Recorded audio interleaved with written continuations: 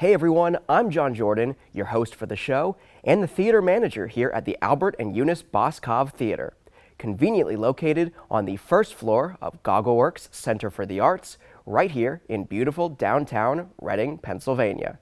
Welcome to the December 2025 episode of At the Movies. If you're a movie lover here in the greater Reading area, this program is for you. We'll keep you up to date with some of the coolest local movie theaters, offering some of the coolest programming. From new release indie titles to major blockbusters on the biggest screens around. Local film premieres, annual film festivals, and unique cinematic experiences you aren't likely to find anywhere else. We'll take you behind the scenes at some of your favorite local movie theaters, showing you a side of them you've likely never seen before. And, hopefully, we'll introduce you to some new theaters you haven't visited yet. This month on the show, we're going behind the scenes at one of our favorite local movie theaters. We'll talk about its history, its typical programming, and everything that makes it unique. Then, we'll take a look at the month of movies ahead at all of our friendly neighborhood theaters, including the Boscov Theater and Reading Movies 11 and IMAX here in Reading, the Colonial Theater in Phoenixville, the Emmaus Theater in Emmaus, Shankweiler's Drive-In in Orefield, and the Mahoning Drive-In in Lehighton. So grab your popcorn and sit back. At the Movies starts right now.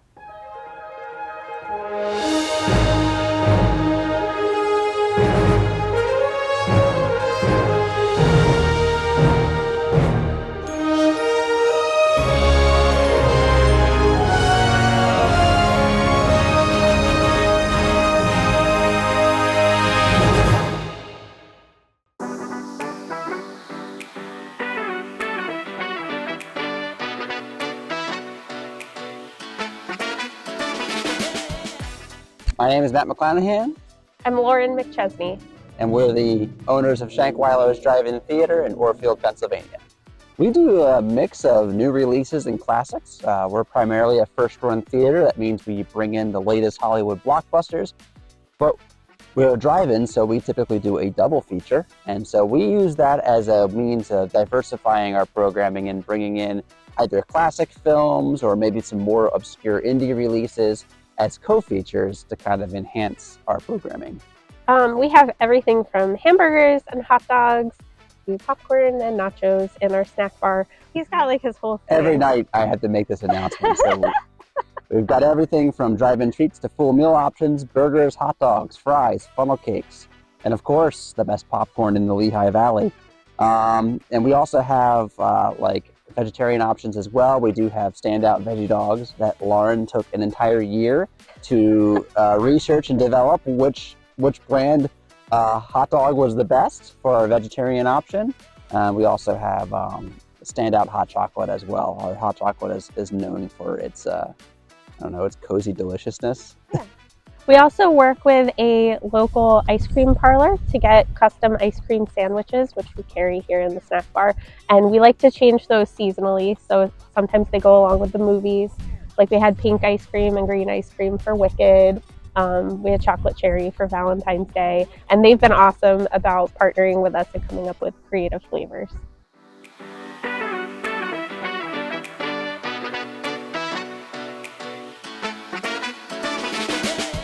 We can fit 300 cars, and then however many people are in those cars. Well, as you can see, we're a drive-in, we're outside. So really, the experience of watching a movie is kind of whatever you want it to be. So you can watch from inside your car, which is the classic, 50s drive-in way to take in a movie, but you can also sit outside in front in chairs like this. And so there's a lot of ways you can take in the movie. A popular thing that we've seen in the last couple of years is people will bring their like SUV or their crossover and they'll actually raise the back hatch and sit in the back and kind of create like a cozy little like living room setup. And we see that happening all the way through the winter too. People love to kind of bring their own sort of custom. Although we see chairs outside during the winter sometimes too. People like to sit in the snow. More power to them. We have a fairly modern projection room, typical of a first-run theater. We are digital projection. That's what enables us to bring in these new released movies. We have a giant projector. I like to joke that it's half computer, half furnace. It has a massive xenon lamp, and it takes a lot of power to run.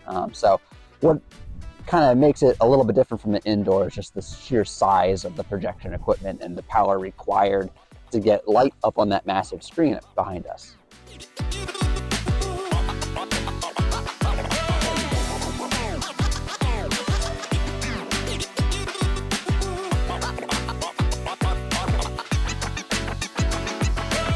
Shankweiler's Drive-In Theater opened April 15th, 1934. It was the second drive-in theater ever built. The first drive-in theater was in Camden, New Jersey, and Wilson Shankweiler was an entrepreneur in the Lehigh Valley. He traveled over to New Jersey, saw the drive-in, and thought that it would be a cool thing to set up behind his inn, which is, I don't know if you can see it, but it's the funeral home that's on the corner now. But that used to be the Shankweiler Hotel, and that was a famous inn and hotel and restaurant.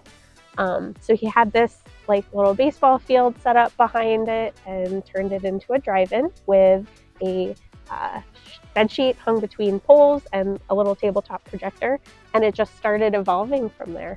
The drive-in has been built and rebuilt several times over its lifespan, some by upgrades and some by not by choice, forces of nature.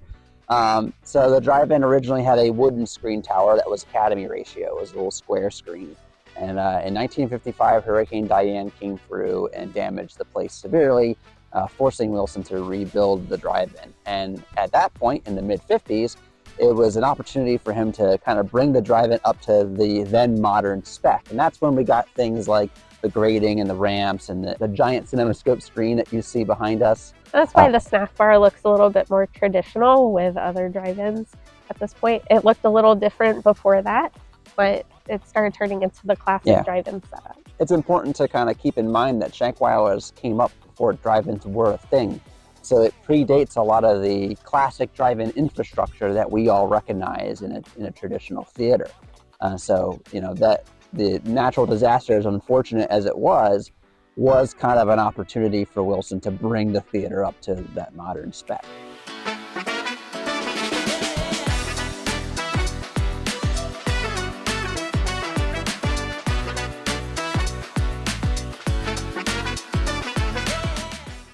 I've been in the drive-in business for a little over a decade. I got my start at another drive-in north of here that is a Revival House theater, and it runs 35mm film. At the time it was first run, this was like 2014, so tail end of 35mm film being distributed. And so the going thought was go digital or go dark. And we took that model kind of on its head, and we leaned into 35mm and turned it into a retro art house or a repertory house theater playing classic kind of grindhouse cult films.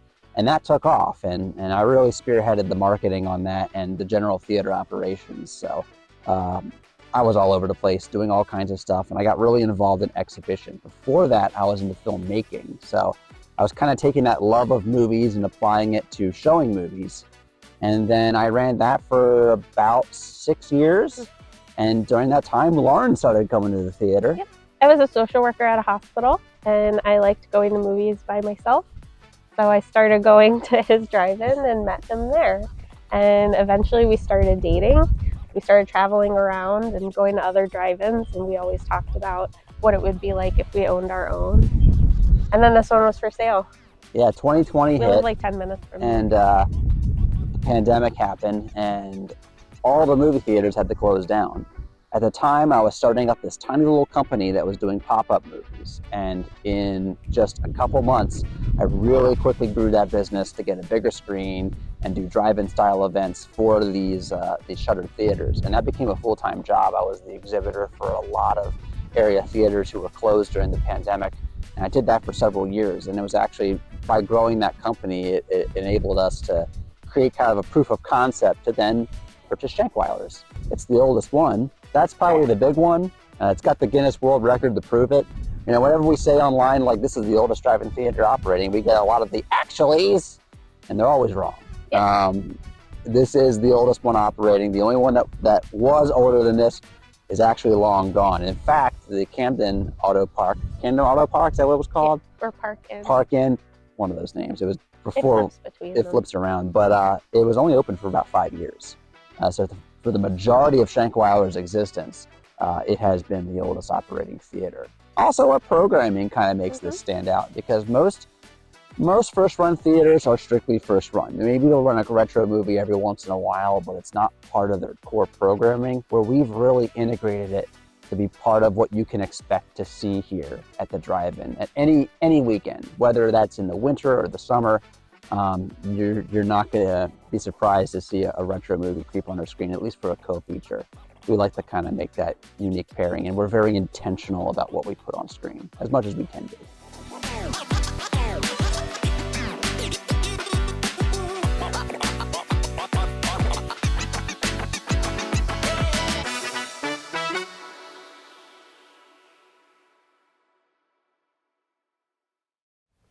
Be sure to tune in here to At the Movies every month for a behind-the-scenes look at one of our participating theaters, local film festivals, and more. Now, let's take a look at all of our friendly neighborhood theaters to see what kinds of programming they've got coming up this month. In December 2025 at the Boscov Theater at GoggleWorks Center for the Arts in Reading, Pennsylvania. Kicking off the month, we've got the new Netflix film with lots of awards buzz already, J. Kelly, opening on Friday, December 5th, and playing daily through Thursday, December 11th. Opening Friday, December 12th, we've got the new Sydney Sweeney boxing drama, Christie. Christie opens Friday, December 12th, and plays daily through Thursday, December 18th. For one night only on Saturday, December 13th at 7 p.m., we've got a very special local film event featuring a screening of the new short film, Love is Only a Feeling. The next night on Sunday, December 14th at 7 p.m., catch Frank Capra's 1946 holiday classic, It's a Wonderful Life, back on the big screen for one night only. Opening Friday, December 19th, we've got the new holiday-centered romantic comedy from IFC Films, The Baltimoreans. The Baltimoreans plays daily from Friday, December 19th through Wednesday, December 24th. Also on Friday, December 19th, for one night only at 7 p.m., we've got a special encore screening of the local documentary, Stone Man. Don't miss out, last month's premiere screening sold out, so get your tickets right away. They are already selling fast. We are closed for the Christmas holiday on December 25th, but we'll reopen the next day with Sentimental Value, another film, this one from Neon, with lots of early awards buzz. Sentimental Value will play daily from Friday, December 26th, through Wednesday, December 31st. And that's December 2025 here at the Boscov Theater. You can always find our complete schedule of upcoming films and events and purchase tickets in advance for all of the films I just mentioned at GoggleWorks.org. We can't wait to see you this month at Reading's home for independent film. In December 2025 at Shankweiler's Drive-In in Orefield, PA. They'll be hosting very special holiday matinee screenings all month long, including events on December 6th, 13th, 20th, and 21st. So far, they've announced on Saturday, December 6th, a holiday matinee of Gremlins from 1984. Then on Saturday, December 13th, they'll be playing Elf from 2003. For the rest of the lineup, be sure to follow them on social media and check out their website at shankweilers.com. While the Mahoning Drive-In Theater in Lehighton, PA is now closed for the season, follow them on social media and keep an eye on their website for updates about next season at mahoningdit.com. For the complete schedule of upcoming films and events, and to purchase tickets in advance for RC Theaters, Reading Movies 11 and IMAX in Reading, PA, visit rctheaters.com. For the complete schedule of upcoming films and events, and to purchase tickets in advance for the Colonial Theater in Phoenixville, PA, visit thecolonialtheater.com. For the complete schedule of upcoming films and events, and to purchase tickets in advance for the Emmaus Theater in Emmaus, PA, visit emmaustheater.com. Thanks so much for tuning in to this month's episode of At the Movies. Get out there this month, support your local movie theaters, and experience some incredible new movies.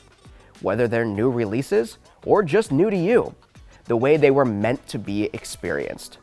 With fresh popcorn, in a distraction-free environment, and on a massive silver screen. If you discovered this program through BCTV, whether you're watching it on bctv.org or on BCTV's live telecast, consider supporting them at bctv.org/support.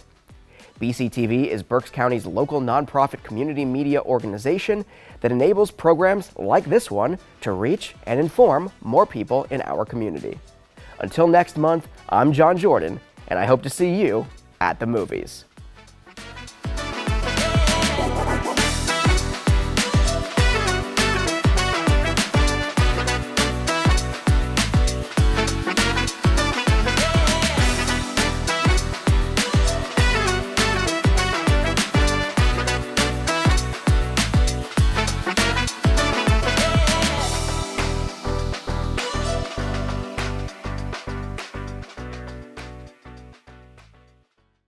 My favorite movie is Titanic, which is extremely long.